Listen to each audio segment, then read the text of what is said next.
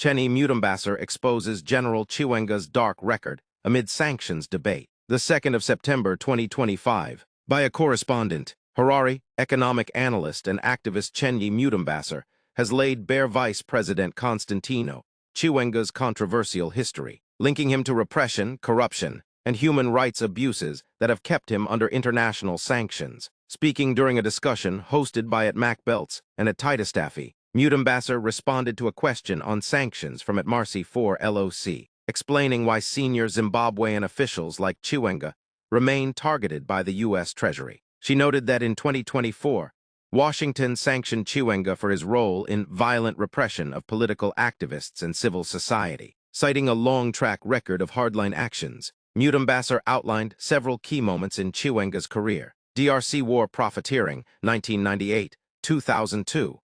A UN panel implicated Chiwenga and other generals in plundering diamonds, timber, and minerals during Zimbabwe's military intervention in the Democratic Republic of Congo. 2008 elections, as army chief, he vowed the military would never recognize an opposition victory, setting the stage for the June runoff marred by violence. Human Rights Watch later found the Joint Operations Command, of which Chiwenga was a key member, orchestrated systematic attacks against the opposition. 2018-2019 repression. As vice president, he fired 16,000 striking nurses in April 2018, oversaw the August 1st post-election shootings, where soldiers killed 6 protesters, and in January 2019, acting as head of state, unleashed a brutal crackdown on fuel price protests that left over a dozen dead, and the internet shut down. Mutambasser also highlighted Chiwenga's rhetoric, including a 2018 rally declaration that Zimbabwe's opposition would never take power, mocking NELSONCHAMISA and insisting,